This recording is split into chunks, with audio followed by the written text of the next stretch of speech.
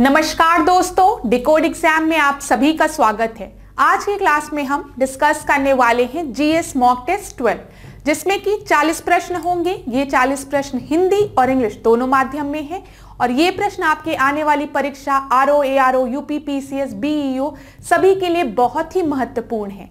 तो चलिए आज की क्लास स्टार्ट करते हैं मेरे साथ ऐश्वर्या सिंह के साथ। आज की क्लास को स्टार्ट करने के पहले मैं थोड़ी सी इंफॉर्मेशन आपको दे दूं फाउंडेशन बैच की, जो कि डिकोड एग्जाम आपके लिए लेकर आया है।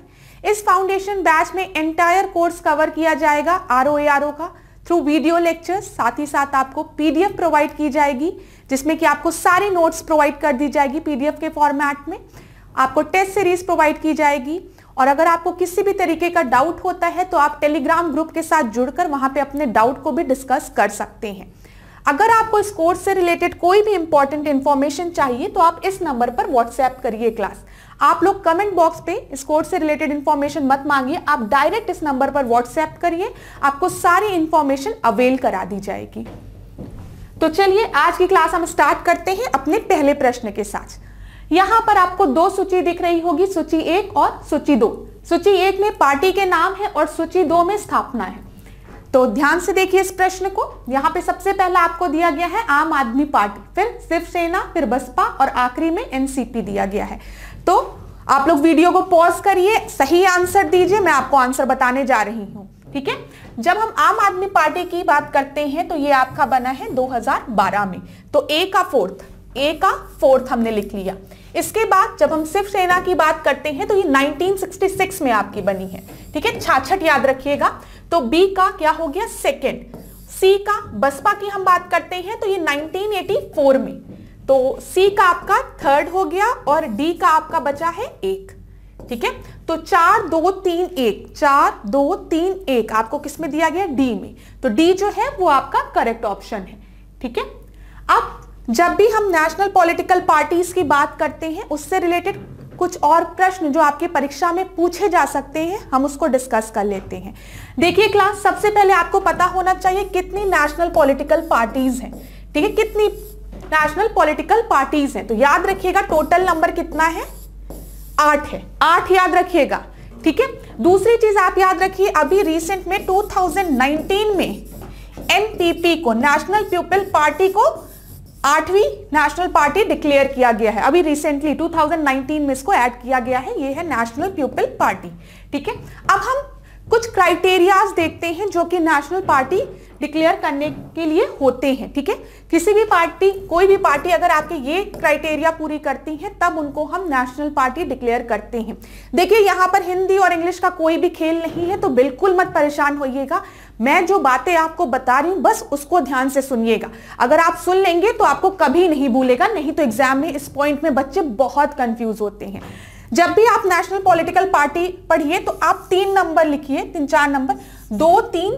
ठीक है, 2 3 को मल्टीप्लाई करते हैं 6 और 6 में से 2 माइनस करते हैं 4। बस आपको ये कुछ नंबर्स हैं जो कि याद रखने हैं और कभी भी प्रश्न बनेगा तो इन्हीं नंबर में चेंज किया जाएगा बच्चों को कंफ्यूज करने के लिए। लेकिन आज के बाद आप नहीं भूलेंगे, आप याद रखेंगे 2 3 6 4। ठीक है, आसान नंबर है। अब जो मैं बताने जा रही हूं उसको ध्यान से सुनिएगा। कोई भी पार्टी अगर 2% सीट, ठीक है, 2% सीट आपके लोकसभा में जीते फ्रॉम एटलीस्ट 3 स्टेट। मैंने क्या बोला, कोई भी पार्टी अगर 2% सीट लोकसभा में जीते फ्रॉम एटलीस्ट 3 डिफरेंट स्टेट तो हम उसको नेशनल पॉलिटिकल पार्टी डिक्लेयर कर सकते हैं। पहला तो 2 3 याद रहा। 2 क्या इंडिकेट कर रहा है, number of seats in Lok Sabha.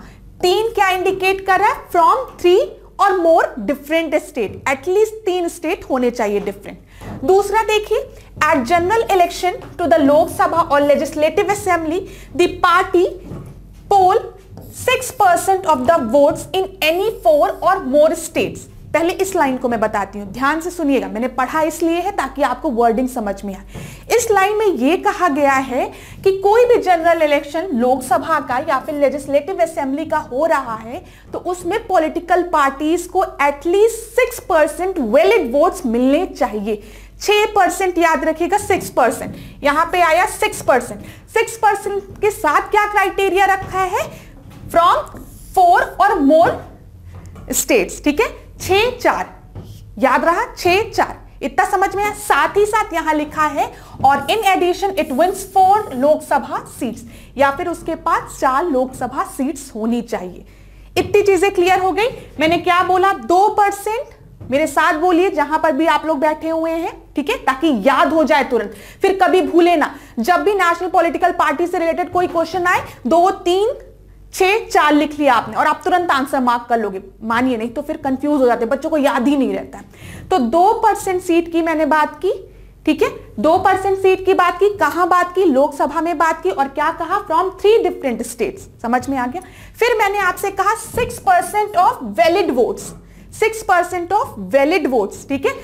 कहां पे मैंने बोला आपसे कि, कहां बोला मैंने 6% ऑफ वैलिड वोट इन 4 और मोर स्टेट्स, याद रखिएगा 4 या 4 से अधिक स्टेट में। और फिर मैंने बोला कि लोकसभा में आपकी एटलीस्ट 4 सीटें।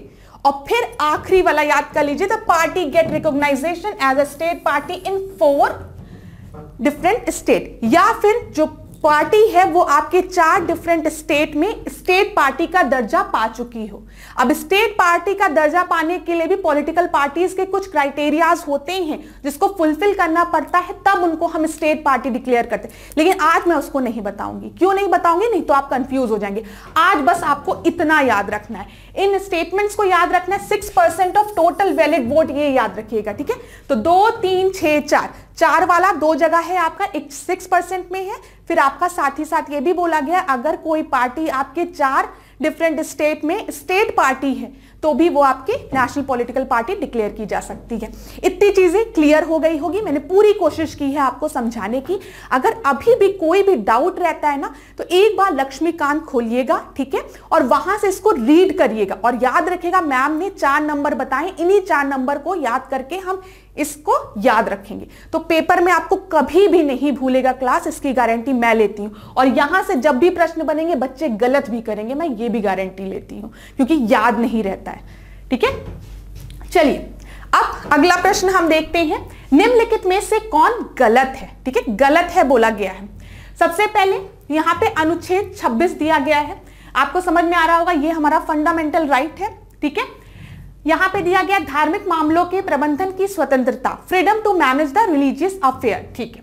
अनुच्छेद 21A दिया गया है, जिसमें कि राइट टू एलिमेंट्री एजुकेशन की बात की गई है, प्रारंभिक शिक्षा की बात की गई है, ठीक है। फिर अनुच्छेद 51A दिया गया है, जिसमें कि फंडामेंटल ड्यूटीज की बात की गई है, मौलिक कर्तव्यों की बात की गई है। और आखिरी आपको दिया गया है अनुच्छेद 352, जिसमें कि राष्ट्रपति शासन, प्रेसिडेंट रूल की बात की गई है। तो मैंने लास्ट क्लास में ही आपको बताया था कि आप 352, 356 और 360 याद रखेंगे, 4 का डिफरेंस है। 352 जो है वो आपके नेशनल इमरजेंसी की बात की जाती है इसमें, ठीक है।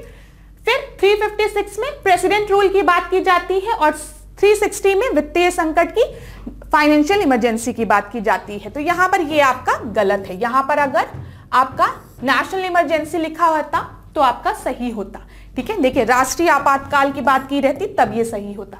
अब आपको समझ में आ गया होगा। आर्टिकल्स याद करते हुए चलिए, पेपर में डायरेक्ट प्रश्न आर्टिकल से बनते हैं, तो मैं कोशिश करती हूं कि आपको याद हो जाए एग्जाम तक। चलिए, वर्मा समिति संबंधित है, वर्मा कमेटी किस चीज से रिलेटेड है, प्रश्न पूछा है। पहला ऑप्शन आपको दिया गया है मौलिक अधिकार, दूसरा आपको दिया गया चुनाव, तीसरा आपको दिया गया मौलिक कर्तव्य और आखिरी आपको दिया गया PLI, ठीक है। तो जब भी हम वर्मा कमेटी की बात करेंगे तो वर्मा कमेटी आपके फंडामेंटल ड्यूटीज से रिलेटेड है, ठीक है, ये याद रखिएगा, फंडामेंटल ड्यूटीज से। अब देखिए क्लास मैंने इसके पहले वाली क्लास में आपसे डिस्कस किया है, मैं फिर आपको रिवाइज कराती हूं। 1976 में, ठीक है, 1976 में 42nd कॉन्स्टिट्यूशनल अमेंडमेंट के थ्रू फंडामेंटल ड्यूटीज को, मौलिक कर्तव्यों को ऐड किया गया, ठीक है। और इसका रिकमेंडेशन किसने दिया था, सजेस्ट किसने किया था, स्वर्ण सिंह कमेटी ने, यहां पर लिखा भी है। और जिस समय फंडामेंटल ड्यूटीज को कॉन्स्टिट्यूशन में ऐड किया गया था उस समय कितनी फंडामेंटल ड्यूटीज थी, 10 फंडामेंटल ड्यूटीज थी खाली। ये चीज याद रखिएगा, कभी भी हो सकता है पेपर को डिफिकल्ट बनाने के लिए आपको पेपर में एक स्टेटमेंट दे दे कि जब फंडामेंटल ड्यूटीज कॉन्स्टिट्यूशन में ऐड किया गया था तब से फंडामेंटल ड्यूटीज हमारी 11 हैं। तो आप याद रखेंगे, मैम ने बताया था जब स्वर्ण सिंह कमेटी की रिकमेंडेशन में 42nd कॉन्स्टिट्यूशनल अमेंडमेंट से फंडामेंटल ड्यूटीज को भारत के संविधान में जोड़ा गया, उस समय इनकी संख्या 10 थी, ठीक है। बाद में आपकी 86th कॉन्स्टिट्यूशनल अमेंडमेंट से जब हमने एलिमेंट्री एजुकेशन को फंडामेंटल राइट में बना दिया, डीपीएसपी में भी ऐड किया गया, तब आपका के ऐड किया गया था, ठीक है, जो कि आपकी एजुकेशन से रिलेटेड था। अभी मैं उसको बताती हूं। यहां पर देखिए स्वर्ण सिंह कमेटी का नाम आप याद रखेंगे, ठीक है, लॉक कर लीजिए दिमाग में। दूसरा आप वर्मा कमेटी का भी नाम याद रखेंगे, ठीक है। वर्मा कमेटी को क्यों याद रखेंगे, यहां पर देखिए, it identify the existence of legal provision for the implementation of some of the fundamental rights. इन्होंने कहा कुछ लीगल प्रोविजंस भी होने चाहिए फंडामेंटल राइट्स के इंप्लीमेंटेशन के लिए।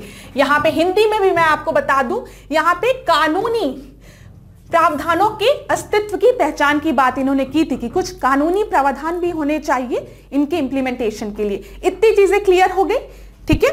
अभी जो मैंने आपसे डिस्कस किया वो चीज इस स्लाइड में लिखी हुई है कि 86th कॉन्स्टिट्यूशनल अमेंडमेंट 2002 से जब हमने आर्टिकल 21A को हमारे संविधान में ऐड किया, वो भी हमारे किसमें, हमारे फंडामेंटल राइट्स में, मौलिक अधिकार में, ठीक है, जो कि राइट टू एजुकेशन की बात करता है। और राइट टू एजुकेशन में क्या कहा गया है कि elementary, compulsory elementary education provide किया जाएगा 6 से 14 साल के बच्चों को, ये चीज याद रखिएगा आप, ठीक है। उसी समय आर्टिकल 45 में भी आपके कुछ चेंजेस किए गए जिसमें कि बोला गया कि the state shall provide the early childhood care and education for all the children until they complete the age of 6। यहां पे याद रखिएगा 6 साल की बात की गई है। जब हम फंडामेंटल राइट्स की बात करते हैं तो वहां पे 6 to 14 की बात की गई है, ठीक है। और जब हम बात करेंगे फंडामेंटल ड्यूटीज की, जो कि आपका के में है, ठीक है, अब 11 हो चुकी हैं, पहले 10 थी अब 11 है, याद रखिएगा। उसमें क्या बोला गया है कि जो पेरेंट्स हैं, जो गार्जियन हैं, वो अपॉर्चुनिटी प्रोवाइड करेंगे for the education to his child और as the case may be what between the age of 6 and 14, ठीक है। ये एक गार्जियन का कर्तव्य होगा, ये एक पेरेंट्स का कर्तव्य होगा कि वो अपने बच्चों को एजुकेशन प्रोवाइड करे। एज क्या दिया गया है, 6 to 14, ये चीज याद रखिएगा। यहां पर भी पेपर में अगर डिफिकल्टी बढ़ानी होगी तो चेंज कर देंगे। एलिमेंट्री एजुकेशन में 6 to 14 ईयर्स की बात की गई है। जब डीपीएसपी की हम बात करते हैं, जो कि आर्टिकल 45 में आपको बोला गया है, उसमें complete the age of 6 years लिखा हुआ है। और जब हम फंडामेंटल ड्यूटीज की बात करते हैं, जिसमें किसकी कर्तव्य है, ये एक गार्जियन का कर्तव्य है, एक पेरेंट का कर्तव्य है, एक वार्ड का कर्तव्य है कि 6 से 14 साल के बच्चों को अपॉर्चुनिटी प्रोवाइड की जाए एजुकेशन के लिए। इतनी चीजें क्लियर, प्रश्न बनेंगे तो यहीं से बनेंगे, याद रखिएगा, एक एक पॉइंट बहुत इंपॉर्टेंट है, ठीक है। अगर पेपर के लेवल को कभी भी बढ़ाया जाएगा ना तो इससे ज्यादा लेवल नहीं बढ़ेगा। अब हम 4th प्रश्न को देखते हैं। अच्छा क्लास, देखिए मैंने आपको पढ़ाया, ठीक है, आपको चीजें समझ में आई, तो आप एक काम और कर सकते हैं, आप तुरंत लक्ष्मीकांत उठाइए, जो भी आप पॉलिटी की बुक रेफर करते हैं, वैसे ज्यादातर बच्चे लक्ष्मीकांत से ही पढ़ते हैं, आप उस टॉपिक को वहीं पे पढ़ डालिए। आज मैंने आपको नेशनल पॉलिटिकल पार्टी के बारे में बताया, आपने पढ़ा मुझसे, आपने तुरंत बुक खोली, पढ़ लिया। जब आप उसको अपने लैंग्वेज में पढ़ेंगे तो उसी समय चीजें आपके माइंड में बैठ जाएगी, ठीक है। अभी हमने कुछ चीजें बात की, कुछ कॉन्स्टिट्यूशनल अमेंडमेंट्स की बात की या फिर किसी आर्टिकल के बारे में आपसे डिस्कस किया, तो आप उसको तुरंत पढ़ लीजिए। तो इससे क्या होगा, आपका इंटरेस्ट बना रहेगा, चीजें आपके दिमाग में बैठती जाएगी। और जब तक समय होगा आपके मेन पेपर का, तब तक हम बहुत से क्वेश्चन डिस्कस कर लेंगे और उससे रिलेटेड जितने भी इंपॉर्टेंट टॉपिक हैं वो भी डिस्कस कर लेंगे। अब यहां पर देखिए सूची 1 और सूची 2 दी गई है, इसको सुमेलित कीजिए। तो इस तरीके के प्रश्न पेट क्वेश्चंस होते हैं जो कि पेपर्स में पूछे जाते हैं कि कितने भी पुराने हों, कब फॉर्म हुआ था, ये स्कीम कब आई थी, ये स्कीम कब आई थी, तो पूछ लिया जाता है, तो तैयार रहा करिए। अच्छा, एक दिन में नहीं रटते हैं ये सब चीजें, एक दिन में रटने बैठोगे कभी नहीं याद रहेगा। ऐसे ही जब जब आप पढ़ रहे हो कुछ क्वेश्चन हम ऐसे डिस्कस करते चलेंगे तो आपके दिमाग में धीमे धीमे चीजें फीड होती जाएंगी, उसकी चिंता आप लोग नहीं करेंगे। ठीक है, अब देखिए चौथा प्रश्न जो है, तो चौथा प्रश्न को ध्यान से देखिए। यहां पर सबसे पहले दिया गया है ग्रामीण विकास कार्यक्रम। ठीक है, ग्रामीण विकास कार्यक्रम आपका 1978 में ही आया था। जवाहर रोजगार योजना 1989 में ही थी। संपूर्ण ग्रामीण रोजगार योजना 2001 और स्वर्ण जयंती ग्राम स्वरोजगार योजना 1999। तो यहां पर सब एकदम सही दिया गया है, तो उत्तर होगा 1 2 3 4। ठीक है, सी आपका सही उत्तर है। चलिए अगला प्रश्न हम देखते हैं, फिर ये पॉलिटी का ही क्वेश्चन है। किस संशोधन अधिनियम द्वारा सहकारी समिति से संबंधित एक नया निर्देशक सिद्धांत जोड़ा गया था? ठीक है, ध्यान से पढ़िए। By which amendment act a new directive principle related to the cooperative society is added. तो मैं आपको बता दूं, ये आपका ऐड किया गया था थ्रू 97th कॉन्स्टिट्यूशनल अमेंडमेंट। ठीक है, डी। अब हम बात कर रहे हैं 97th कॉन्स्टिट्यूशनल अमेंडमेंट 2011 से कोऑपरेटिव सोसाइटी की बात की गई। सबसे पहले डीपीएसपी डायरेक्टिव प्रिंसिपल में 43rd बी आर्टिकल को ऐड किया गया, याद रखेंगे आप। ठीक है, इसके साथ ही साथ संविधान में 9th बी पार्ट को ऐड किया गया, जिसमें कि आपके आर्टिकल 243ZH से 243ZT तक कोऑपरेटिव सोसाइटी की बात की गई है। समझ में आ रहा है इतनी चीजें? अब ध्यान से सुनिएगा क्लास। जब हम पार्ट 9 की बात करते हैं तो हम पंचायत की बात करते हैं, पीआरआई की बात करते हैं, पंचायत राज इंस्टीट्यूशन की बात करते हैं। जब हम 9th ए की बात करते हैं तो हम म्युनिसिपैलिटी की बात करते हैं, और अब हम जब 9th बी की बात करते हैं तो हम कोऑपरेटिव सोसाइटी की बात करते हैं। ठीक है, ये चीज आप याद रखेंगे। सहकारी समिति की बात करते हैं। 9th पार्ट 9 जो है वो संविधान में किस अमेंडमेंट के थ्रू ऐड किया गया था? 73rd कॉन्स्टिट्यूशनल अमेंडमेंट के थ्रू। ठीक है, याद रखिएगा, बहुत ही इंपॉर्टेंट पॉइंट है। 9th ए की अगर हम बात करेंगे, जो म्युनिसिपैलिटी की जो बात है वो आपका किस कॉन्स्टिट्यूशनल अमेंडमेंट के थ्रू ऐड किया गया था? 74th कॉन्स्टिट्यूशनल अमेंडमेंट के थ्रू। अब 9th बी की जब हम सहकारी समिति की बात कर रहे हैं, जब हम कोऑपरेटिव सोसाइटीज की बात कर रहे हैं, तो ये किस कॉन्स्टिट्यूशनल अमेंडमेंट के थ्रू ऐड किया गया? 97th constitutional amendment. ठीक है, तो ये चीज, तीन चीज आप याद रखेंगे, इनसे रिलेटेड अमेंडमेंट याद रखेंगे। यहां पे 73, यहां पे 74, ठीक है, 74 और ये आपका 97। इतनी चीजें पढ़ लीजिए, दिमाग में बिठा लीजिए, प्रश्न बनेगा। प्रश्न में क्या करेगा? कोऑपरेटिव सोसाइटी लिखा रहेगा, सहकारी समितियां लिखा रहेगा, और यहां पर 43B की जगह 43A लिख देगा और बच्चे कंफ्यूज हो जाएंगे। तो याद रखिएगा, कोऑपरेटिव सोसाइटी आपका 43B में है, अनुच्छेद 43 ख में है। ठीक है, ना कि का में है, ये चीज याद रखिएगा। इतनी चीजें क्लियर हो गई। कहां पे आपको पेपर में फंसाया जा सकता है ये भी चीज मैंने क्लियर कर दिया। 3 कॉन्स्टिट्यूशनल अमेंडमेंट भी हमने रिवाइज कर लिया, 73, 74, 97।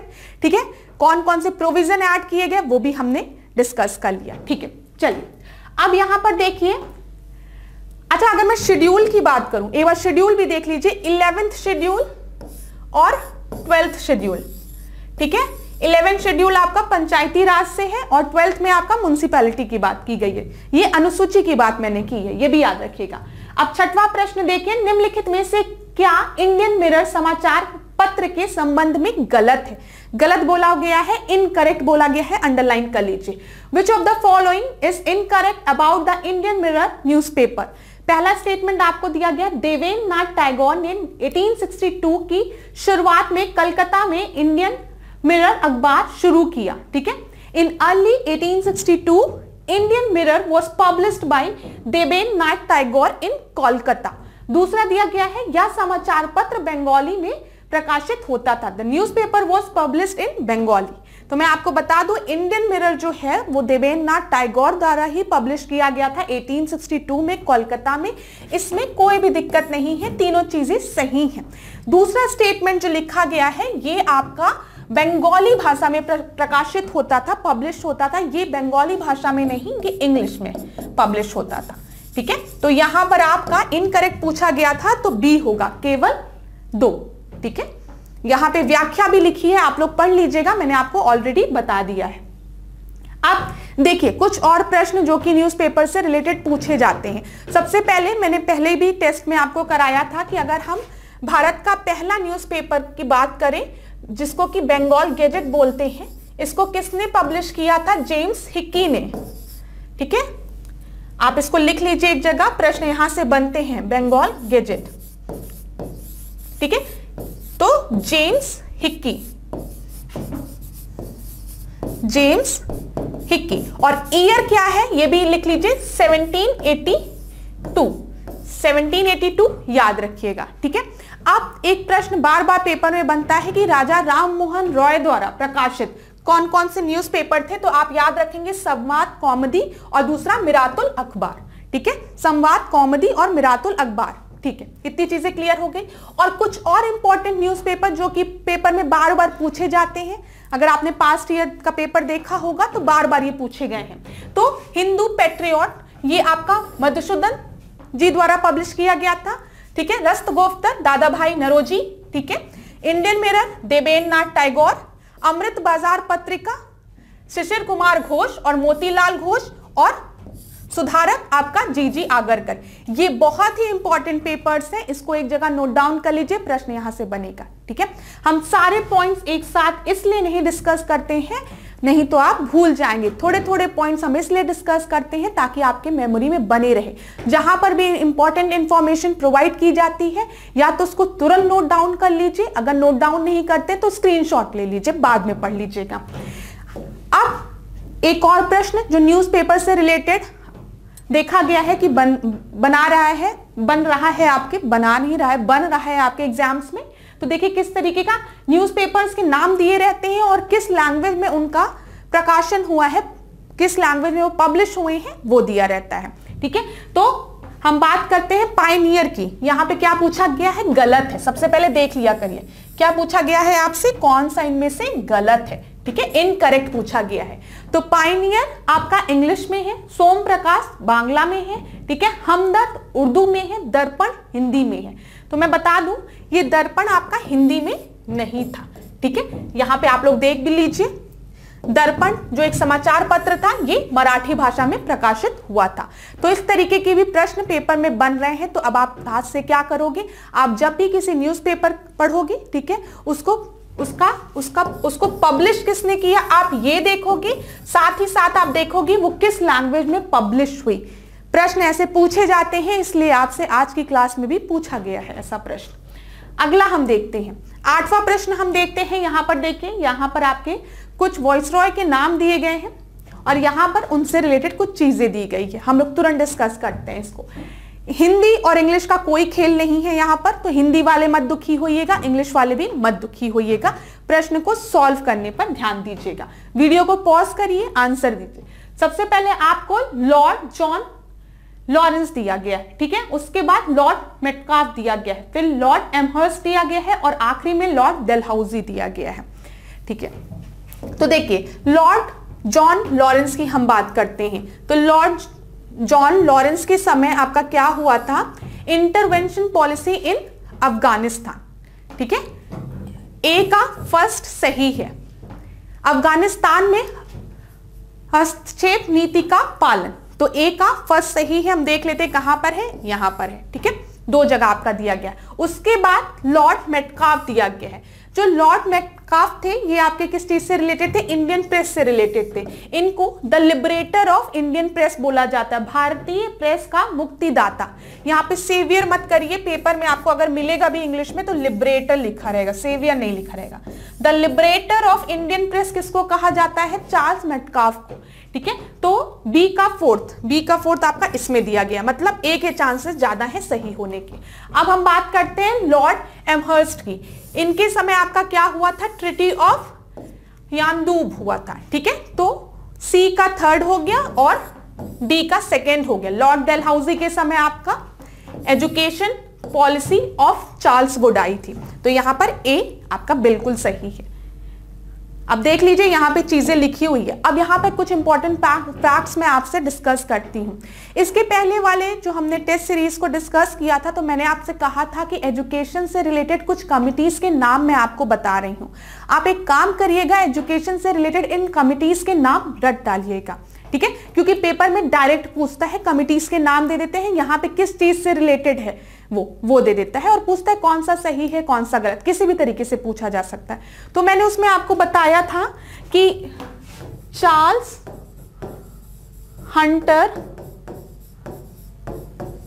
ठीक है, चार्ल्स जो है वो हंटर है, इट्स हर्ट रेले सर्जन। अगर आपने थोड़ा सा भी ध्यान से पढ़ा होगा तो मैंने आपसे कहा था यहां पर आपको दो लोगों को इमेजिन करना है, एक चार्ल्स है और एक रेले है। तो रेले क्या कहती है, जो चार्ल्स है वो हंटर निकला जिसकी वजह से उसको बहुत हर्ट होता है सर्जन, ठीक है। तो ये चीज अगर आप इस तरीके से याद करेंगे तो आपको एजुकेशन से रिलेटेड सारी कमिटीज कभी भी नहीं भूलेगी। आप कितने भी प्रेशर में रहेंगे, आपने इमेजिन कर लिया, आपको ये चीज कभी नहीं भूलेगी क्लास। तो याद करिए चार्ल्स, ठीक है। अब वुड चार्ल्स आप ऐसे याद कर सकते हो, Charles Hunter it's hurt Raleigh surgeon, ठीक है। अगर आपने इस चीज को ट्रिक को नहीं देखा है तो आप पहले की क्लासेस में जाकर इस ट्रिक को देख सकते हैं। इतनी चीजें क्लियर हो गई। अब यहां पर मैंने आपको थोड़ी देर पहले बताया है चार्ल्स मेटकाफ के बारे में, और मैंने कहा जो चार्ल्स मेटकाफ था, he is regarded as a liberator of press, Indian press, ठीक है। इतना समझ में आया। यहां पर देख लीजिए हिंदी में भी, प्रेस, भारतीय प्रेस का मुक्तिदाता हम चार्ल्स मेटकाफ को कहते हैं। इसी तरीके से प्रेस बनता है पेपर में, वेनाकुलर प्रेस एक्ट कौन लेके आया। वेनाकुलर प्रेस एक्ट किसके समय में आया था, आप याद रखेंगे वेनाकुलर प्रेस एक्ट जो था वो लॉर्ड लिटन के समय में आया था। याद रखिएगा क्लास, लॉर्ड लिटन के समय 1878 में वेनाकुलर प्रेस एक्ट आया था। दूसरा प्रश्न आपको आपसे बनता है कि वेनाकुलर प्रेस एक्ट किसके समय में हटाया गया, तो रिपेन के समय में, ठीक है। लॉर्ड रिपेन के समय में लॉर्ड रिपेन ने वेनाकुलर प्रेस एक्ट को हटा दिया।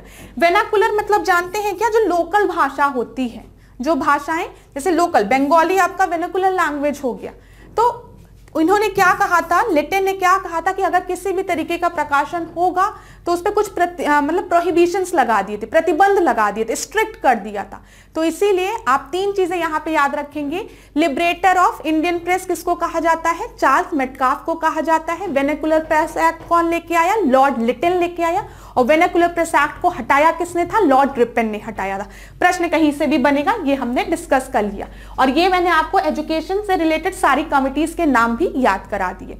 अब अगला प्रश्न हम देखते हैं, 9वां प्रश्न देखिए, निम्नलिखित में से कौन सा कथन सही है, ठीक है, करेक्ट पूछा गया है, पेपर में ध्यान से पढ़ा करिए। नील विद्रोह की पहली घटना बंगाल के नादिया जिले में स्थित गोविंदपुर गांव में सितंबर 1859 में हुई थी। क्या बोला गया है, जो इंडिगो रिबेलियन था आपका, वो सबसे पहले 1859 सितंबर में गोविंदपुर विलेज में हुआ था, जो कि आपका लोकेटेड है बंगाल में। दूसरा ऑप्शन आपको दिया गया है, इसके नेता चित्तर सिंह एवं नरसिंह पेटकर थे, ठीक है।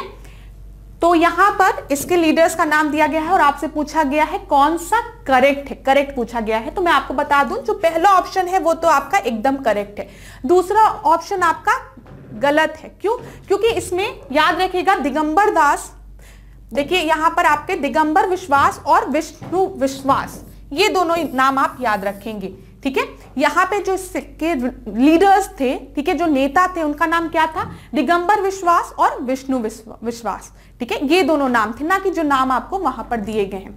अब नील क्रांति के बारे में आपको चीजें यहां से आप लोग पढ़ लीजिए, ठीक है। अब हम अगला प्रश्न देखते हैं, समझ में आ गया होगा, नाम जरूर याद रखिएगा लीडर्स का, ठीक है। प्रश्न ऐसे ही बनते हैं, प्रश्न को डिफिकल्ट बनाने के लिए एक लीडर का नाम दूसरे मूवमेंट से आपके रिलेट कर दिया जाता है। 10वां प्रश्न देखिए, निम्नलिखित में से कौन सा कथन गलत है, ठीक है। यहां पर आपको दिया गया है, तुजुके बाबरी बाबर की आत्मकथा है, इसकी रचना तुर्की भाषा में की गई है, में हुई थी, ठीक है। यहां पे दिया गया है Tuzuke Babri the autobiography of Babur composed in Turkish language. दूसरा दिया गया है, इस पुस्तक में बाबर ने 2 मुस्लिम राज्यों और 5 हिंदू राज्यों का उल्लेख किया था। अब आप मेरी बात ध्यान से सुनिएगा, जब भी किसी भी बुक के बीच में ई लिखा रहता है, ये एक ट्रिक है, ज्यादातर केसेस में आपका सही होगा, तो वो मेनली आपकी तुर्की भाषा में ही लिखी रहती है, टर्किश लैंग्वेज में ही लिखी रहती है। तो तुझे के बाबरी जो है वो ऑटोबायोग्राफी है बाबर की, ठीक है, जो कि टर्किश लैंग्वेज में लिखी गई है, एकदम सही स्टेटमेंट है। दूसरा स्टेटमेंट जो दिया गया है इसमें इंटरचेंज कर दिया गया है, इसमें बाबर ने 5 मुस्लिम राज्यों की बात की है और 2 हिंदू राज्यों की बात की है, ठीक है। तो यहां पर आपका करेक्ट पूछा था, इसलिए सही आंसर क्या होगा, करेक्ट पूछा था ना, नहीं गलत पूछा था। देखिए यही चीज मैं आपसे कहती हूं, जब भी आप भी पेपर में करिए तो आप देख लीजिए ऊपर गलत पूछा है कि सही पूछा है, ठीक है। हम प्रेशर में रहते हैं तो इस चीज को पढ़ना भूल जाते हैं। यहां पर इनकरेक्ट पूछा है, गलत पूछा है, इसी वजह से इसका आंसर ए ना होकर क्या हो जाएगा, बी हो जाएगा। और बी क्यों होगा मैंने आपको बता दिया है, इसको इंटरचेंज कर दिया गया है। तो यहां पर देखिए इस पुस्तक में 5 मुस्लिम राज्यों की बात की गई है और वो 5 मुस्लिम राज्य कौन कौन से हैं, दिल्ली है, बहमनी है, बंगाल है, गुजरात है और मालवा है। अगर एग्जामिनर को पेपर बहुत ही ज्यादा डिफिकल्ट करना होगा तो इन 5 राज्यों के नाम दे देंगे और इसी में से किसी एक राज्य का गलत नाम दे देगा, तो लेकिन वो दूसरा केस है, आप याद कर लीजिएगा। और 2 हिंदू राज्यों में कौन से हैं, विजयनगर व मेवाड़, बस ये याद रखिएगा। 2 हिंदू राज्य तो आप जरूर याद रखेंगे, विजयनगर और मेवाड़ की बात किसमें की गई है, इस तुजुके बाबरी में। हो सकता है डायरेक्ट प्रश्न बन जाए, तुजुके बाबरी में किन 2 हिंदू राज्यों की बात की गई है, और आपको दे दे विजयनगर और मेवाड़ ऑप्शन में, तो याद रखिएगा। चलिए तो हम 11वें प्रश्न को देखते हैं। 11वां प्रश्न देखिए, सूची 1 दिया गया है और सूची 2 दिया गया है, दोनों को सुमेलित करना है। यहां पर आपको कुछ बुक्स के नाम दिए गए हैं और वहां पर आपको राइटर्स के नाम दिए गए हैं। तो सबसे पहला आपको दिया गया है फुतुह उस सलातीन, ठीक है, फिर दूसरा रामचरित, तीसरा राज तरंगिणी और आखिरी आपको गोडवा हो दिया है। तो मैं आपको बता दूं, राज तरंगिणी तो एक बहुत ही कॉमन ऑप्शन है, इसका क्या होगा, सी का फर्स्ट। अगर आपको सी का फर्स्ट पता है तब भी आप इस प्रश्न को बहुत ही आसानी से हल कर सकते हैं। देखिए तुरंत बी ऑप्शन पर आप टिक लगा सकते हैं अगर आपको सी का पता है। राज तरंगिणी किसने लिखी है, कल्हड़ ने, जिसमें कि कश्मीर की हिस्ट्री की बात की गई है, कश्मीर की बात की गई है। थोड़ा सा बहुत डीप में ना जाके थोड़ी सी इंफॉर्मेशन यहाँ पे नोट करिए, ठीक है। अब आपका बचा है, हम देख लेते हैं और सारे ऑप्शंस। यहाँ पे बी सही है, देख लीजिए डायरेक्ट। फुतुह उस सलातीन आपका इसामी ने लिखा है, रामचरित आपका संध्याकर नाडी ने लिखा है, फिर राज तरंगिणी कल्हड़ ने लिखा है और गोडवाहो जो है वाकपति ने लिखा है। इसको एक जगह टिक लगा लीजिए, ऐसे प्रश्न पेपर में बनते हैं, ठीक है, और बनेंगे भी फ्यूचर में। यहां से एक एक पॉइंट से प्रश्न बन सकते हैं। जब हम सूची 1 और सूची 2 को सुमेलित करते हैं तो मैं आपको बता दूं, हो सकता है मैच द कॉलम के फॉर्म में प्रश्न बने, या फिर हो सकता है उसी लाइन को उठा के एज इट इज एक प्रश्न बना दे आपका पेपर में। अब देखिए निम्नलिखित में से कौन सही है। यहाँ पे राजवंश दिए गए हैं और उनकी राजधानी दी गई है, बहुत ही इंपॉर्टेंट प्रश्न जो कि ज्यादातर बच्चे गलत कर देते हैं, पेपर में ध्यान नहीं देते। जब पेपर में आ जाता है तब याद आता है कि ऐसे प्रश्न भी बनते हैं।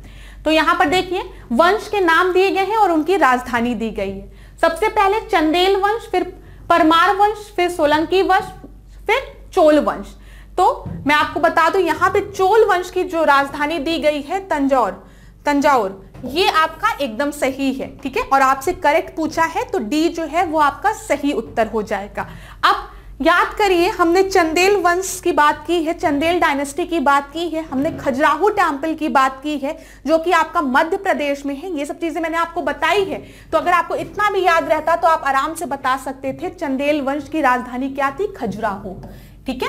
फिर उसके बाद परमार वंश की जब हम बात करते हैं तो धार है, सोलंकी वंश की आपकी है अहिलवाड़ और चोल वंश की आपकी है तंजाउर, ठीक है। ये याद रखिएगा, प्रश्न बनता है यहां से, इससे ज्यादा एक्सप्लेनेशन यहां पर नहीं दी जा सकती है। अगला देखते हैं 13वां प्रश्न, निम्नलिखित में से कौन सही है, ठीक है, सही पूछा गया है, करेक्ट अंडरलाइन कर लीजिए। सबसे पहले दिया गया गौड़ बंगाल का प्रमुख राजवंश था, ठीक है। दूसरा आपका दिया गया है कोलकल प्रथम गौड़ वंश का सबसे प्रतापी राजा था? तो मैं आपको बता दूं, गौड़ वंश जो था वो आपका बंगाल का एक मेन डायनेस्टी थी, एक प्रमुख राजवंश था। कोई दिक्कत नहीं है इसमें, एक जनरल स्टेटमेंट है। ज्यादातर चांसेस जब भी ऐसे कोई जनरल स्टेटमेंट आते हैं तो ज्यादा प्रोबेबिलिटी होती है कि वो सही ही होता है। तो ठीक है, बंगाल का एक प्रमुख राजवंश था। ठीक है, यहां पर कोलकल की बात की गई है। कोलकल प्रथम जो है वो गौड़ वंश का सबसे प्रतापी राजा था, ये गलत है। यहां पर शशांक की बात की जाती है। जो शशांक था गौड़ वंश का, वो गौड़ वंश का सबसे प्रतापी राजा था। और अगर आपने थोड़ा सा हिस्ट्री पढ़ा है तो आपको याद होगा ये वही शशांक है जिसने कि आपके हर्ष के भाई राजवर्धन को मार दिया था और इनकी बहन को कैद कर लिया था। ठीक है, और बाद में हर्षवर्धन जो है वो शशांक पर हमला करते हैं और शशांक को हरा देते हैं, पराजित कर देते हैं, जिसके बाद शशांक की मृत्यु हो जाती है। थोड़ा सा हिस्ट्री पढ़ा होगा तो याद होगा। तो यहां पर आपका करेक्ट पूछा था तो केवल एक जो है वो सही है। ठीक है, केवल एक, तो ए सही है। देखिए यहाँ पे शशांक ने हर्षवर्धन के भाई राजवर्धन का वध किया था और उसी का बदला लेने के लिए हर्षवर्धन ने फिर शशांक का वध कर दिया। 14th क्वेश्चन देखते हैं, 14वां प्रश्न देखते हैं। मौद्रिक नीति से क्या आशय है? What is meant by the monetary policy? वह प्रक्रिया जिसके द्वारा संसद मुद्रा आपूर्ति को नियंत्रित करता है। The process by which the parliament control the monetary supply. वह प्रक्रिया जिसके द्वारा किसी देश का केंद्रीय बैंक या मौद्रिक प्राधिकरण धन की आपूर्ति को नियंत्रित करता है। The process by which the central bank और the monetary authority of a country controls supply of the money. तीसरा है वह प्रक्रिया जिसके द्वारा अंतरराष्ट्रीय बाजार मुद्रा आपूर्ति को नियंत्रित करता है। The process by which the international market control the money supply. और आखिरी है नन ऑफ द अबव। तो आप याद रखिएगा, जब भी हम मॉनेटरी पॉलिसी की बात करते हैं, हम मौद्रिक नीति की बात करते हैं, तो मौद्रिक नीति कौन बनाता है? आरबीआई बनाएगा भारत में, जो सेंट्रल बैंक है। और भारत का सेंट्रल बैंक कौन है? Reserve bank of India, RBI. तो यहां पर आपका सही उत्तर क्या है? बी है। B is the right answer.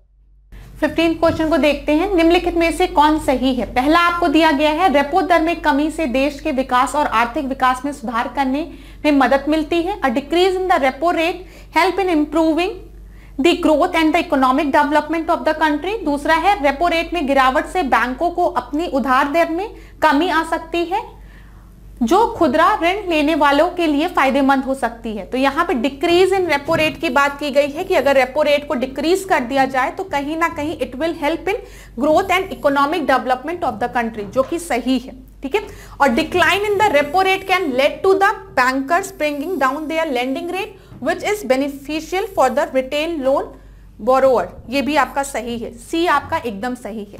अब आपको पता होगा रेपो रेट वो रेट होता है जिसपे कि जो बैंक्स हैं वो सेंट्रल बैंक से पैसे लेते हैं। ठीक है, रेपो रेट वो रेट होता है जिसमें जो आपके बैंक्स हैं वो सेंट्रल बैंक से पैसे लेते हैं इस इंटरेस्ट पे। ठीक है, अगर इसको घटा दिया जाए तो ऑफकोर्स सी बात है बैंक्स के पास ज्यादा से ज्यादा पैसे आएंगे। ठीक है, और ज्यादा से ज्यादा पैसे आएंगे तो वो ग्रोथ और इकोनॉमिक डेवलपमेंट के लिए अच्छा रहेगा। और साथ ही साथ अगर रेपो रेट को डिक्लाइन कर दिया जाए, ठीक है, कम कर दिया जाए, तो उस कंडीशन में जो बैंक्स हैं वो अपने इंटरेस्ट रेट को, लेंडिंग रेट को, जिसमें कि वो लोन दे रहे हैं जिस रेट पे लोगों को, वो भी घटा देंगे। तो दोनों चीज आपका सही है, सी सही है। चलिए अगला प्रश्न हम देखते हैं, 16वां प्रश्न यहां पर दिया गया है। आरबीआई ने खराब ऋणों के वर्गीकरण, लेखा परीक्षा की प्रभावशीलता और धोखाधड़ी की बढ़ती घटनाओं से संबंधित एक विशेष समिति का गठन किया। समिति की अध्यक्षता की थी। ठीक है, यहां पर बोला गया RBI has constituted an expert committee relating to the classification of bad loans.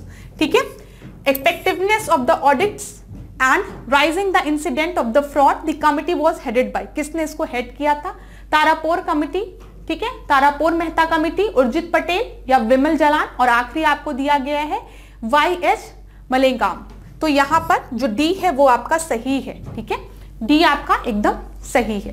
ठीक है, एक चीज और याद रखिएगा, पेपर में अक्सर पूछता है कि तारापोर मेहता कमिटी जो है वो किससे रिलेटेड है, तो वो आपका कैपिटल अकाउंट कन्वर्टिबिलिटी से रिलेटेड है। इसके बारे में हम बहुत डीप में नहीं डिस्कस करेंगे, बस ये याद रखिएगा जब भी कैपिटल अकाउंट कन्वर्टिबिलिटी की बात आती है तो तारापोर कमिटी की बात होती है। चलिए अगला देखिए, 17वां देखिए, वाणिज्यिक बैंक में गैर निष्पादित संपत्ति का मतलब है, नॉन परफॉर्मिंग एसेट की बात की जा रही है, एनपीए की बात की जा रही है। बैंकों के डूबने के पीछे एक बहुत बड़ा कारण होता है एनपीए का, नॉन परफॉर्मिंग एसेट का। तो ये नॉन परफॉर्मिंग एसेट होते क्या है, पूछा गया है। उधार जो उपयोग में नहीं है, उच्च ब्याज दर ऋण जिसमें ब्याज या मूलधन की वसूली ना हो सके, उच्च ब्याज बचत जमा। ठीक है, यहां पर आपका बोला गया borrowing that are not in use, high interest rate loans in which the interest और the principal amount is not recovered, और आखिरी आपका दिया गया हाई इंटरेस्ट सेविंग डिपॉजिट। तो मैं आपको बता दूं यहां पे जो सही चीज है वो आपका क्या है, the loans in which the interest और the principal amount is not recovered, वो आपका क्या होता है, एनपीए में हो जाता है। देखिए एसेट क्या है, मैंने आपको बताया था, कोई भी बैंक है, ध्यान से सुनिएगा क्लास, इससे अच्छे से आपको नहीं समझ में आएगा। एक बैंक है, ठीक है, जब एक बैंक के पास डिपॉजिटर आता है, जब वो अपना पैसा डिपॉजिट यहां करके जाता है, ठीक है, और कुछ लोग ऐसे होते हैं जो बैंक से लोन लेते हैं, ठीक है, बोरोवर, इनको हम बोरोवर कह रहे हैं, जो कि बोरो कर रहे हैं, बैंक से लोन ले रहे हैं। तो जो भी चीज यहाँ पे रुपीज हम मान रहे हैं, कुछ रुपीज यहाँ पे क्या हो रहा है, डिपॉजिट हो रहा है, तो ये जो रुपीज बैंक में डिपॉजिट हो रहा है ये बैंक की लायबिलिटी होती है।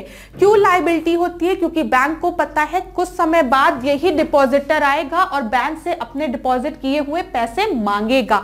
ठीक है, तो ये आपका बैंक के लिए ये एक लायबिलिटी होती है, समझने की कोशिश करिएगा।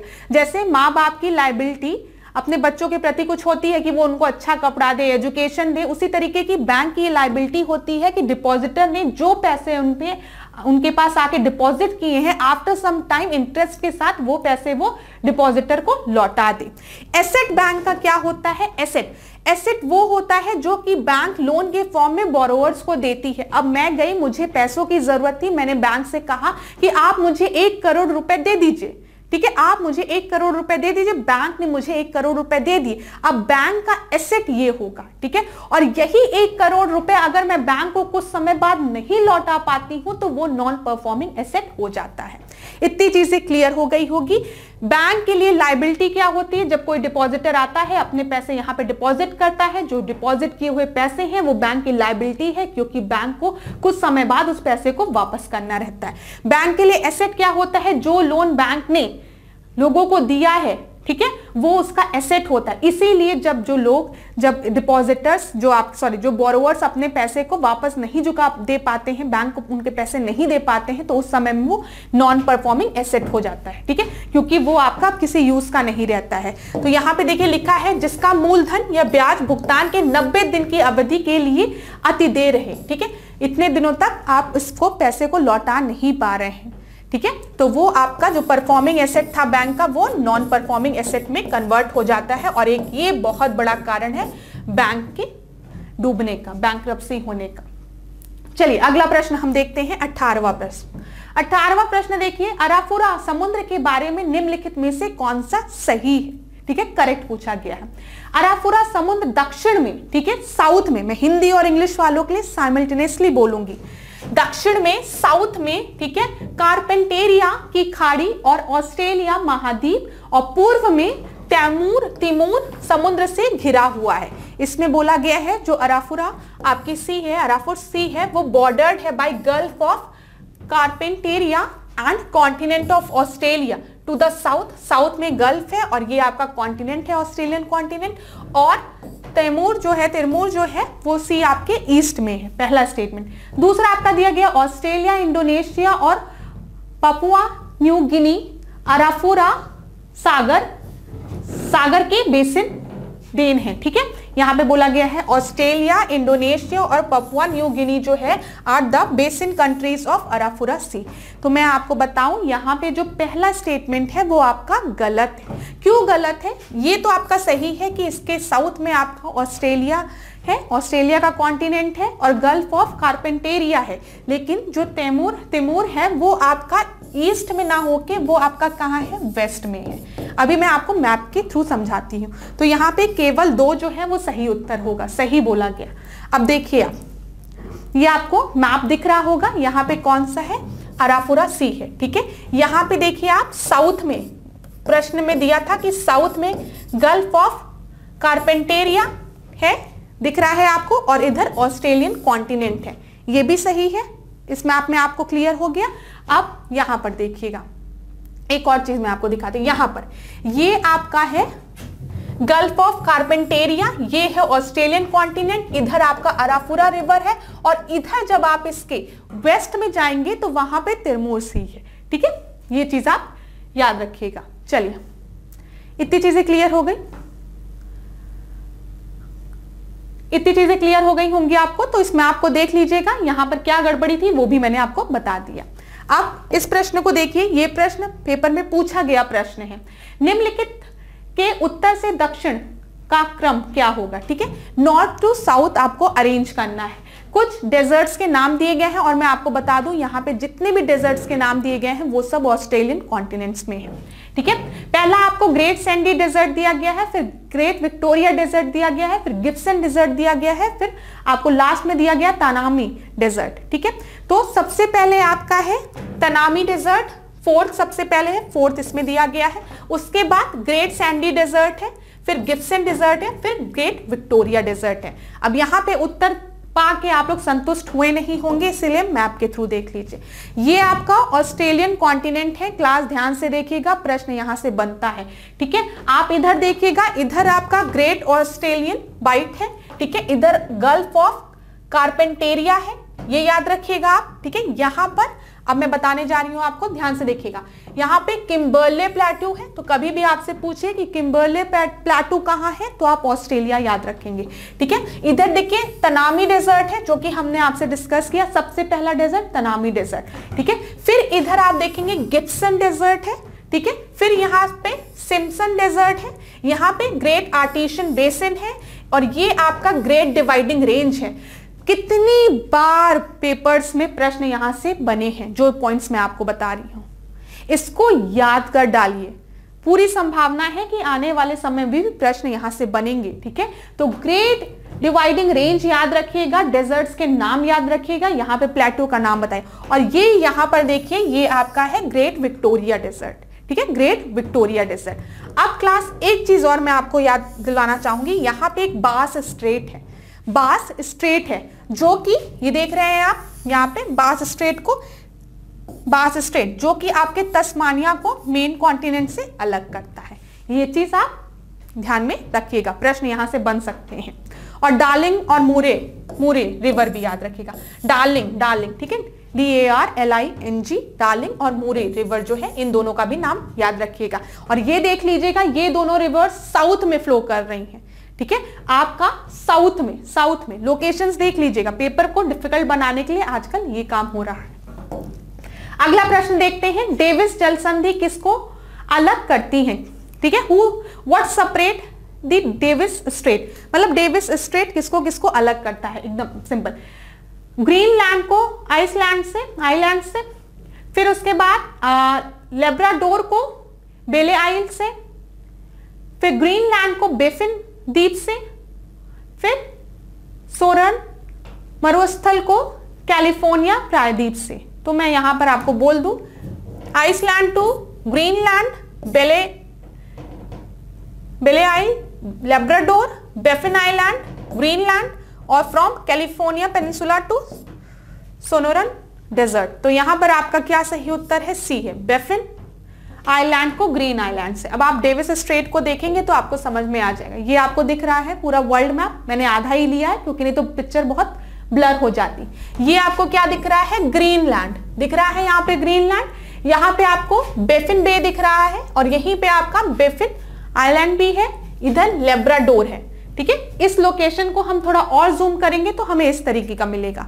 अब यहां पर देखिए, हम नॉर्थ पोल की ही बात करें, ऊपर के हिस्से की ही बात करें, तो ये देखिए, ये आपका क्या हो गया, ग्रीनलैंड हो गया, इधर लेब्राडोर हो गया, इधर डेविस स्ट्रेट हो गया, इधर बेफिन बे हो गया। तो समझ में आ गया डेविस स्ट्रेट कहां पर है मैप में, इधर की लोकेशन को ही मैंने यहाँ पे जूम करके आपको दिखाया है।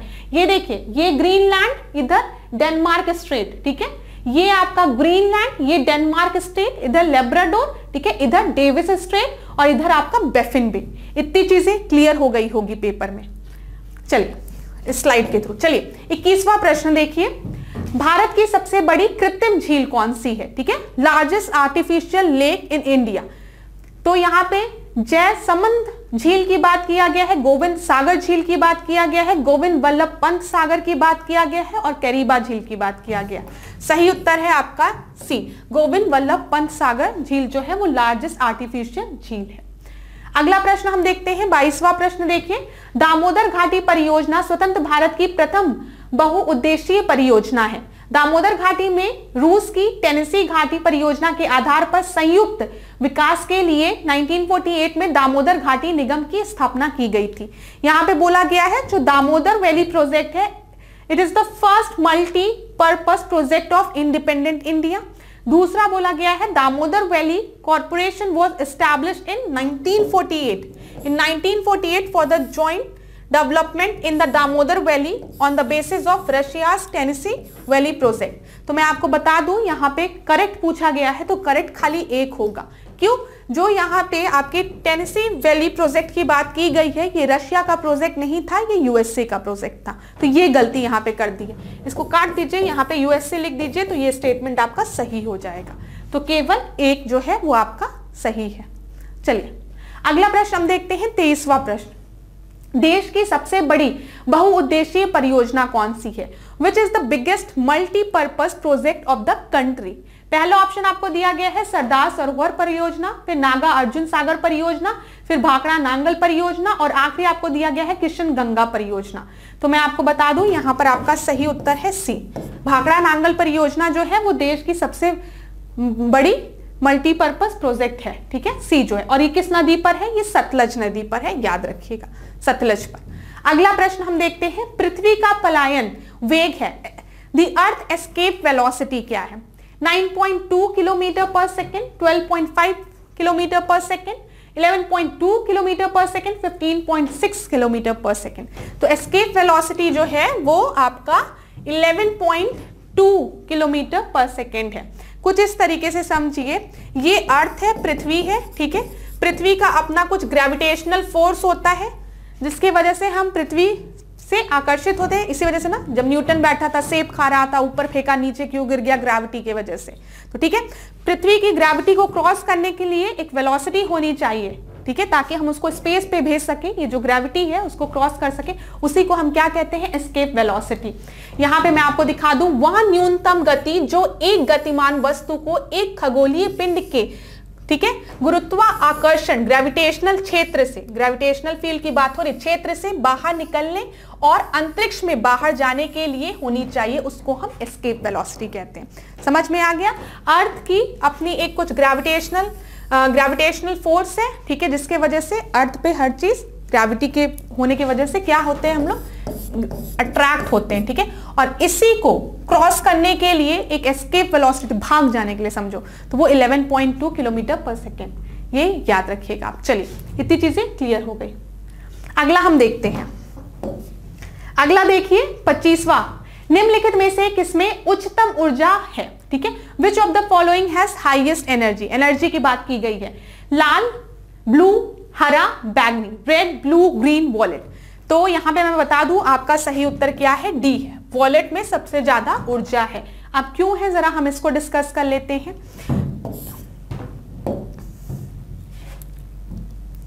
यहां पे देखिए, जब भी हम एनर्जी की बात करते हैं, एनर्जी जो होती है वो आपकी इनवर्सली प्रोपोर्शनल होती है वेवलेंथ, ठीक है, तरंग दैर्घ्य वेवलेंथ के इनवर्सली प्रोपोर्शनल होती है, ठीक है, मतलब जितनी ज्यादा एनर्जी होगी उतना कम वेवलेंथ होगा, जितना ज्यादा वेवलेंथ होगा उतनी कम एनर्जी होगी। समझ में आ गया इनवर्सली प्रोपोर्शनल का? और आपने विबग्योर के बारे में पढ़ा होगा, विबग्योर क्या है? Violet, indigo, blue, green, yellow, orange, red, ठीक है, तो ये अपनी किसके अकॉर्डिंग लगा हुआ है विबग्योर? यहाँ पे सबसे ज्यादा एनर्जी किसके पास है? वॉयलेट कलर के पास है, ठीक है, वॉयलेट कलर के पास सबसे ज्यादा एनर्जी है, तो इसका मतलब हम क्या सोचे? उसकी वेवलेंथ सबसे कम है, तो सबसे ज्यादा वेवलेंथ किसकी है? रेड की है। इतनी चीजें समझ में आ गया आपको? आप ऐसे लिखिए, विबग्योर लिखिए, हम लोग बचपन से विबग्योर पढ़ते हुए आ रहे हैं। इंद्रधनुष में भी आपको ये 7 रंग दिखते हैं। तो मैक्सिमम एनर्जी ई मैक्स में लिख दे रही हूं, किसका है? वॉलेट का है, ठीक है, तो मैक्सिमम एनर्जी है, तो मतलब जो वेवलेंथ है वो क्या होगा? मिनिमम होगा। क्यों? क्योंकि दोनों इनवर्सली प्रोपोर्शनल होते हैं। ये फॉर्मूला आपका होता है E = h mu upon lambda, science वालों के लिए होता है, ये तो उतना परेशान होने की जरूरत नहीं है। चलिए अगला हम देखते हैं, सूची 1 और सूची 2 दिया गया है, दोनों को सुमेलित करना है। यहां पर आपको कुछ नाम दिए गए हैं और पूछा गया इनका यूज क्या है। तो चलिए आप लोग वीडियो को पॉज करिए, अपने आंसर को दीजिए, मैं आपको सही आंसर बताती हूं। जब भी हम बेनाड्रिल की बात करते हैं तो ये आपका एंटीहिस्टामाइन होता है, ठीक है। ए का फोर्थ 2 जगह दिया गया है। जब भी हम फेरॉन की बात करते हैं, फेरॉन रेफ्रिजरेटर्स में यूज होता है, ठीक है, रेफ्रिजरेटर्स में। इसको करिए यहां पे, मतलब ये आपका क्या हो गया, डी का सेकंड, ठीक है, डी का सेकंड। हम पोटेशियम सल्फेट की बात करते हैं तो पोटेशियम सल्फेट फर्टिलाइजर की तरह यूज होता है, ठीक है। और मोनोपोटेशियम टार्ट्रेट की बात करते हैं तो ये बेकरी में यूज होता है। 1 मिनट क्लास, इसको आप सही कर लीजिए यहां पे जल्दी से, ठीक है। अब इसके अकॉर्डिंग मार्क करिए, हमने बेनाड्रिल का बताया एंटीहिस्टामाइन, तो ए का फोर्थ हो गया आपका, 2 जगह दिया गया है। फेरॉन जो है वो रेफ्रिजरेटर्स में यूज होता है, डी का सेकंड हो गया ये, ठीक है। पोटेशियम सल्फेट जो है वो फर्टिलाइजर्स की तरह यूज होता है, तो बी का फर्स्ट हो गया। और मोनो पोटेशियम टार्ट्रेट जो है वो आपका यूज होता है बेकरी में, तो सी जो है वो आपका सही उत्तर है, सी सही उत्तर है। अच्छा, आपने अक्सर सुना होगा फर्टिलाइजर की जब भी हम बात करते हैं, हम एनपीके की बात करते हैं ना, एनपीके नाइट्रोजन पोटेशियम फास्फोरस की बात करते हैं, तो यहां से भी आप थोड़ा दिमाग लगा सकते थे। और जब भी बेकिंग की जाती है, कोई चीज मतलब खाने से रिलेटेड होता है, जब बेकिंग करते हैं, केक की बेकिंग करते हैं, तो आप लोग किसका यूज करते हैं, वहां पर टार्ट्रेट का यूज करते हैं, टार्ट्रेट का यूज करा जाता है। थोड़ा सा भी अगर आइडिया होगा तो वहां से भी आप इस प्रश्न को आराम से लगा सकते थे। अगला हम देखते हैं प्रश्न, निम्नलिखित में से कौन गलत है बोला गया, ठीक है, गलत पूछा गया, इनकरेक्ट। पेपर में प्रश्न यहां से बहुत बनते हैं, बहुत ही इंपॉर्टेंट प्रश्न है ये, साइंस से रिलेटेड एक बहुत ही इंपॉर्टेंट प्रश्न है। तो गलत पूछा गया है, सिलिकॉन कार्बाइड जो है वो कृत्रिम हीरा होता है, आर्टिफिशियल डायमंड होता है, ठीक है। नाइट्रोसेलुलोज जो है वो एंटाइसिड होता है, इओसिन लाल स्याही, रेड इंक, और आखिरी है आपका ब्लू विट्रिल, तो ये आपका फफूंदनाशी, ठीक है। तो मैं आपको बता दूं यहां पे सिलिकॉन कार्बाइड आर्टिफिशियल डायमंड सही है, इओसिन, रेड इंक, ब्लू विट्रिल, ये आपका विट्रिल आपका फफूंदी नाशी या फंगीसाइड होता है। लेकिन जब हम नाइट्रोसेलुलोज की बात करते हैं तो ये आपका किस में यूज होता है, बम में यूज होता है, ठीक है, ना कि एंटा एसिड होता है। एंटा एसिड वो चीजें होती हैं जो कि जब एसिड प्रोड्यूस हो जाती है, हार्ट बर्न होता है, मतलब लोग कहते हैं ना गला जल रहा है, तो कौन सी चीज आपको राहत देती है, वो आपका एंटा एसिड होता है। एंटा एसिड में मेनली मैग्नीशियम का बहुत बड़ा रोल होता है, अगर आप लोग पढ़ेंगे तो आपको पता चलेगा। नाइट्रोसेलुलोज जो है वो विस्फोट में यूज होता है, ठीक है, विस्फोटक में यूज होता है, ना कि एंटा एसिड में। एंटा एसिड भी आपको बता दिया मैंने। अगला प्रश्न देखिए, 28वां प्रश्न, निम्नलिखित में से किसे कार्बामाइड के रूप में जाना जाता है। कार्बामाइड के रूप में किससे जाना जाता है, स्टीविया को, वुड ऐश को, यूरिया को, या फिर कॉस्टिक पोटैश को। तो यहाँ पे आपके यूरिया को कार्बामाइड की तरीके से जाना जाता है। आप यहाँ देख सकते हैं अमाइड लिखा है, तब भी आप थोड़ा सा गेस लगा सकते हैं। चलिए अगला प्रश्न हम देखते हैं, जो कॉस्टिक पोटैश होता है ये मेनली आपका क्लीनिंग एजेंट होता है, ठीक है, ये सफाई में यूज होता है, सैनिटाइजर के पर्पज में, सैनिटाइज करने के लिए चीजों को यूज होता है, ऐसे याद रखिएगा। रसोई गैस मुख्य रूप से होती है, cooking gas is mainly carbon monoxide, carbon dioxide, methane, ठीक है, नाइट्रोजन और ऑक्सीजन। तो यहां पर आपको मीथेन दिया गया है तो आप इसको सही मानेंगे, ठीक है। तो मैंने आपको पहले भी बताई है कि मेनली हम 2 तरीके की बात करते हैं, एलपीजी की बात करते हैं, लिक्विफाइड पेट्रोलियम गैस की, जो कि आप लोग एलपीजी सिलेंडर्स का घर में यूज करते हैं। उसके मेन कॉम्पोजिशन में जो 2 मेन गैसेस होती हैं वो आपकी ब्यूटेन और प्रोपेन होती है, ये याद रखिएगा। मीथेन भी कंपोजिशन में होता है, लेकिन ब्यूटेन और प्रोपेन का ज्यादा वो रहता है कंपोजिशन, यहाँ पे नहीं दिया गया, इस वजह से हमने मीथेन को माना है। जब हम सीएनजी की बात करते हैं, कॉम्प्रेस नेचुरल गैस की, तो इसके कंपोजिशन में मीथेन का ज्यादा परसेंटेज होता है, ये भी चीज याद रखिएगा, पेपर में प्रश्न बनते हैं। अगला हम देखते हैं 30वां प्रश्न, निम्नलिखित में से कौन भोजन के वहन के लिए उत्तरदायी होता है? Which of the following is responsible for the transportation of the food? Food की बात की है, फूड की बात की है। फूड के ट्रांसपोर्टेशन के लिए प्लांट्स में क्या रिस्पॉन्सिबल होता है? जाइलम, फ्लोएम, ट्रैकेट या फिर वेसल्स? तो मैं आपको बता दूं, जब भी हम फूड की बात करेंगे तो हम फ्लोएम की बात करेंगे, ठीक है। जब हम वाटर की बात करेंगे तो हम जाइलम की बात करेंगे। जब ट्रांसपोर्टेशन ऑफ वाटर अगर पेपर में पूछा होगा, जल, तो आप जाइलम लगाएंगे, ठीक है। जब ट्रांसपोर्टेशन ऑफ फूड होगा, जो कि पेपर में आपसे पूछा है इस वाले, तो आपका फ्लोएम होगा। ये चीज याद रखिएगा, प्रश्न बनते हैं यहां से।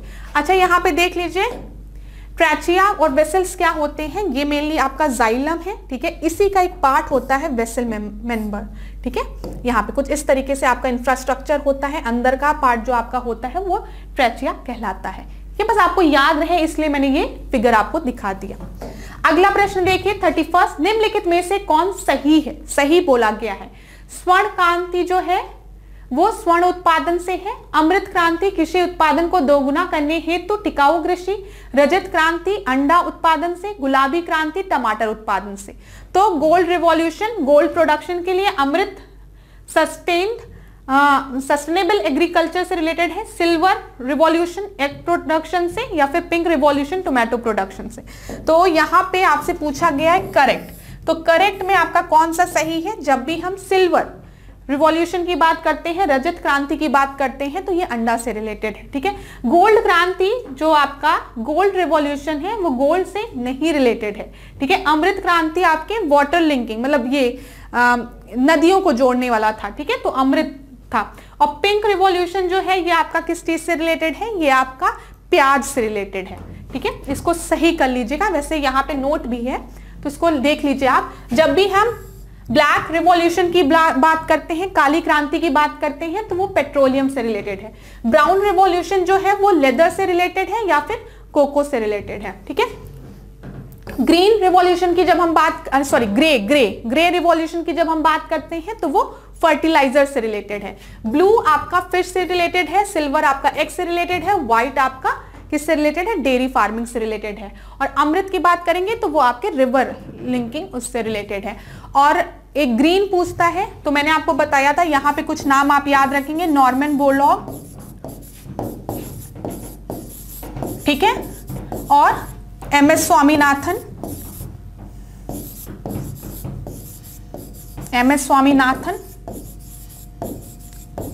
और कुरियन वर्गीसी,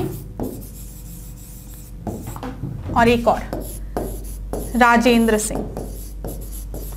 देखिए यहां से प्रश्न बन ही जाते हैं कभी ना कभी, तो इसको एक बार डिस्कस कर लीजिए। जब भी हम ग्रीन रिवॉल्यूशन की बात करेंगे वर्ल्ड में, तो आप नॉर्मन बोरलॉग का नाम याद रखेंगे।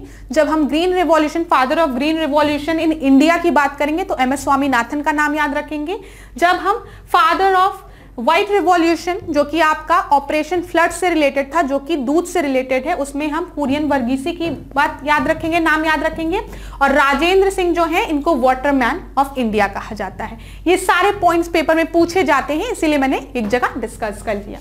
अगला प्रश्न हम देखते हैं। अगला प्रश्न देख लीजिए, एक मिनट, हाँ। अगला प्रश्न देखिए यहां पर, निम्नलिखित में से कौन गलत है? ठीक है, गलत पूछा गया है। विटीकल्चर अंगूर का उत्पादन है। पिशीकल्चर मछली पालन। सेरिकल्चर रेशम उत्पादन। और एरोपोनिक आपका वायु रहित कृषि। तो मैं आपको बता दूं, जब भी हम विटीकल्चर की बात करते हैं तो हम ग्रेप्स के प्रोडक्शन की बात करते हैं, एकदम सही है। जब भी हम पिशीकल्चर की बात करते हैं, it is related to fishing activities, ये भी सही है। सेरिकल्चर आपका सिल्क प्रोडक्शन से रिलेटेड होता है, सही है। गलत क्या है? इनकरेक्ट पूछा है। एरोपोनिक्स जो है वो आपका एयरलेस एग्रीकल्चर से नहीं रिलेटेड होता है, ये एयर वाले एग्रीकल्चर से ही रिलेटेड होता है। लेस गलत है, ठीक है। ऐसे पेड़ जो कि हवा में आपके रहते हो, एरोपोनिक, यहाँ पे देखिए लिखा भी हुआ है, एरोपोनिक पौधों को हवा में उगाया जाता है, ठीक है। तो वहां पे एयर लेस की बात की गई थी, तो वो गलत है, लेस गलत है। समझ में आ गया होगा। अगला प्रश्न हम देखते हैं, 33वां प्रश्न। प्रधानमंत्री फसल बीमा योजना कब प्रारंभ हुई थी? ठीक है, ईयर पूछा गया है, 2015 दिया गया है, 2016, 2018, 19। तो 2016 में प्रधानमंत्री फसल